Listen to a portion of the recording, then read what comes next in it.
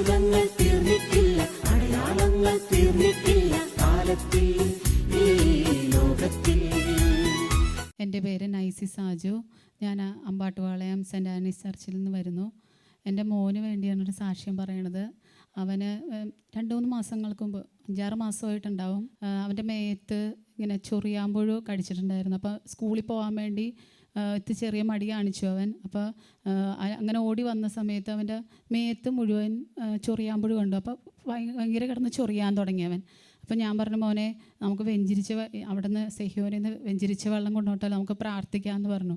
അപ്പം അങ്ങനെ ഞാൻ ആ വെഞ്ചിരിച്ച വെള്ളം അവൻ്റെ മേത്തൊക്കെ എല്ലാം തുടച്ചു കൊടുത്തിട്ട് ഇങ്ങനെ പ്രാർത്ഥിച്ചു, ഈശോയെ അങ്ങയുടെ തിരുരക്തം കൊണ്ട് എൻ്റെ കുഞ്ഞിനെ കഴുകണേ എന്ന് പറഞ്ഞ് പ്രാർത്ഥിച്ചപ്പോൾ തന്നെ അവൻ്റെ മുഖത്തുള്ള എല്ലാ തടിപ്പും മാറി. അത് കഴിഞ്ഞ് മേത്തൊക്കെ ഉണ്ടായിരുന്നു, പതുക്കെ അവൻ്റെ അത് മാറുകയും ചെയ്തു.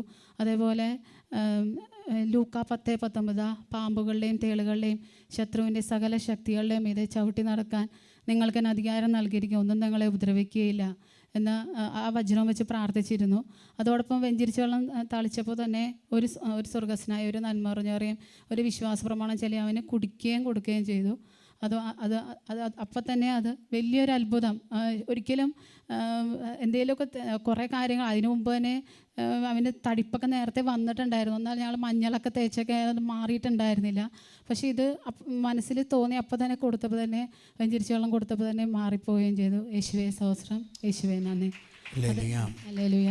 ഈ കാലഘട്ടത്തിൽ രോഗം കൂടുന്ന ഒരു കാലഘട്ടം, രോഗങ്ങളും പകർച്ചപ്പനി. അതുകൊണ്ട് നമ്മൾ വെഞ്ചിരിച്ച വസ്തുക്കൾ, വെഞ്ചിരിച്ച ഉപ്പ്, വെഞ്ചിരിച്ച വെള്ളം, അല്ലെങ്കിൽ കുന്തിരിക്കും പോകൽ, അല്ലെങ്കിൽ ഓരോ വസ്തുക്കളും പാകം ചെയ്യുന്നതിന് മുമ്പ് പ്രാർത്ഥിച്ച് നമ്മൾ ചെയ്യുകയാണെങ്കിൽ അത്ഭുതം. അതുപോലെ ലൂക്കാ 10:19 ആവർത്തിച്ച് പ്രാർത്ഥിച്ചു, അതിൻ്റെ വ്യത്യാസം ഉണ്ടായി. ആ ഹന്നമ്പിള്ള ശരീരത്തിൽ പുരട്ടി പ്രാർത്ഥിച്ചു, അത് അനുഗ്രഹമായിട്ട് മാറി. എടുത്ത് പറയുന്നതിൻ്റെ കാരണം രോഗമാണെന്ന് പറയും, ഹോസ്പിറ്റലിൽ മാറി കയറി നടന്നിട്ട് കാര്യമില്ല. അതിൻ്റെ ഫലപ്രദമായ മരുന്നുകൾ ദൈവവചനം തന്നെ നൽകിയിട്ടുണ്ടെന്നുള്ള കാര്യം പറയാം.